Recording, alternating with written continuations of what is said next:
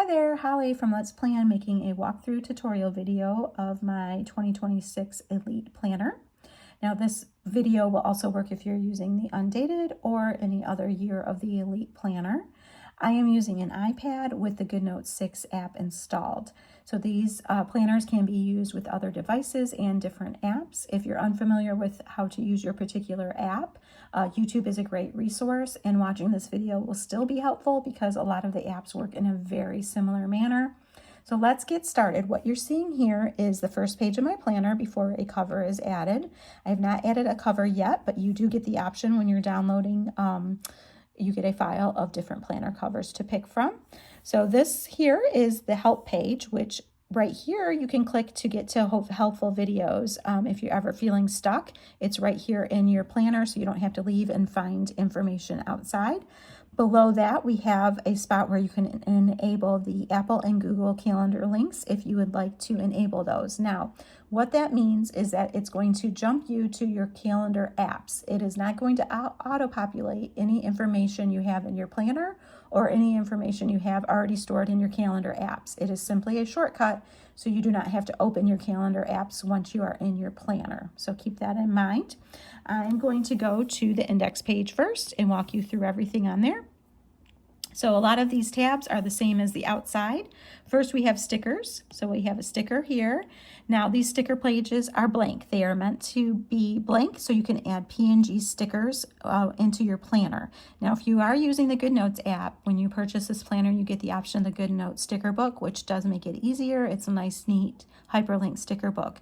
If you don't have the option of GoodNotes, you can add PNG stickers from the files you receive into these blank pages so that you can go in and just simply copy and paste from the sticker page onto your planner page. Now beware that if you put in a gazillion stickers into these planners, like hundreds of them, it may slow down your planner depending on your app and your speeds. There are 6 pages, and you can get to those pages by clicking the little arrow here or by simply swiping. You can swipe anywhere you want in this planner. Obviously, there's over 600 pages. You won't want to be doing that all the time, but if you know you're close to a page, you can go ahead and use your finger. Sometimes it makes it easier. So let's go back to index. Next, we have the template page. So these are, you get 60 templates within your planner, and all of these are hyperlinked. So if you click on any of the titles, like this weekly meal planning, it'll take you to the meal planning page. This can be duplicated. All of them are left blank so that you can put your dates in so that you keep track of stuff. You can duplicate them here, or you can copy them and put them into other sections of your planner, and there are helpful videos explaining that.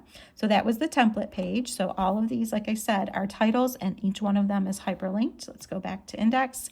Next, we have the note papers. There is not an outside tab, so you have to click on it through the index, and all of these work the same way as the template pages. If you click on any of them, it's going to take you to that template page. You can duplicate as many times as needed. Like this one's great if somebody is a journaler and they just want to journal. They can do that. You can copy, you can move it within the planner just like any of the other pages. Next, we have the help page, which I already showed you that. So if you ever feel stuck, come back here and you can get to those videos that will teach you how to use this planner or enable your calendar apps. So let's go back.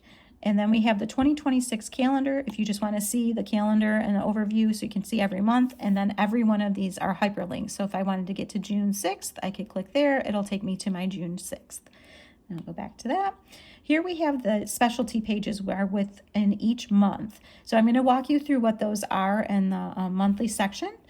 But you can get to them from this index page if you need to. And then below that, we have the customizable section. This is what makes this planner great. All my planners great. You can customize these planners to meet your specific needs. And the way you would do that is by adding digital inserts, or if you're keeping track of information, or if you just need to simply brain dump, anything into a section. So these numbers here coordinate with the number tabs on top. So what you could do is you could title each section. So let's say I was adding Christmas inserts. I could put the title here, Christmas, and then it'll take me to the first page. I could title again, or I could write all the titles of the pages that are in here, or really anything I need. Click on this pink box, and it's going to take me to the first blank page in this section. So within each section, you get 6 blank pages, and the last one can be duplicated as many times as needed, and you get 10 different customizable sections. So you have a lot of room to customize this planner.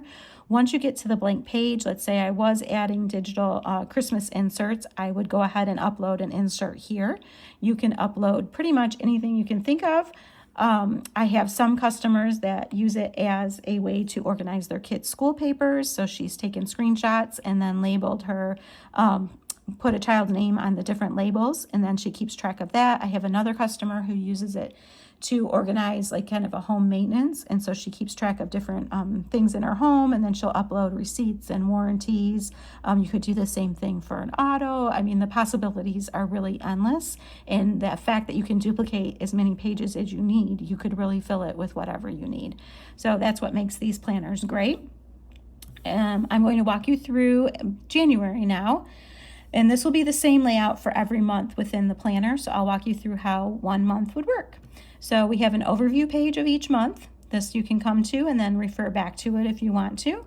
All of the major titles on each page are hyperlinked to get you back to that monthly page. Next, we have the finance page. If you want to keep track of your finances, click there, get back to January. Next, we have a blank page, which is similar to the customizable section, but this blank page is going to stay within each month.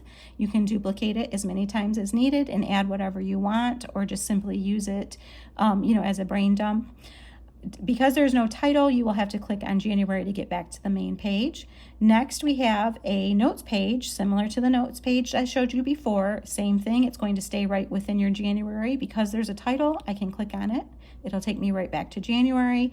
And last, we have the vision board. This is kind of the scrapbooking side of digital planning.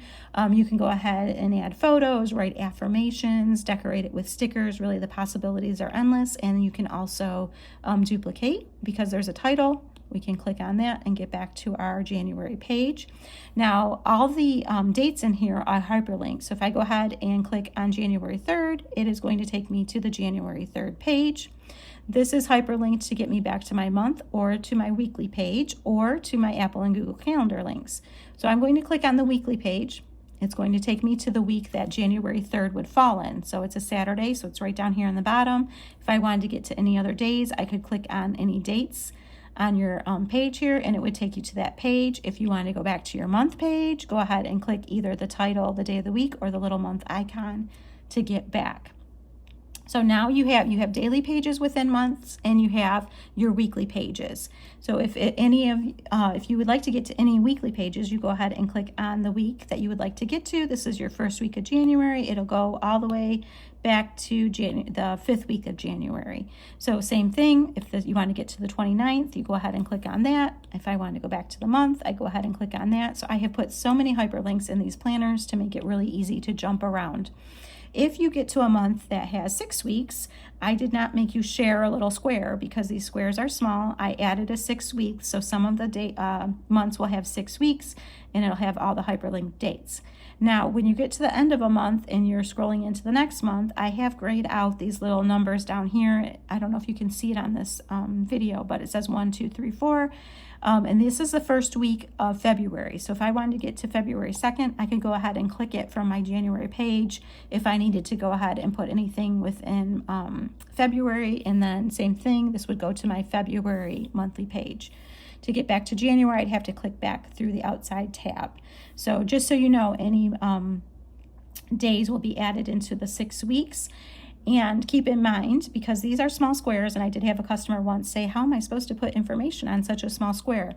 The beauty of the digital planner on a tablet is you can zoom in as big as you want. Go ahead and write your information and then zoom back down, and it'll keep everything proportioned. So that's one way you can go ahead and plan. You can do that on any pages within this planner.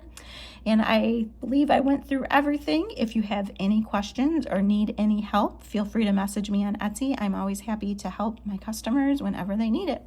Thanks for watching.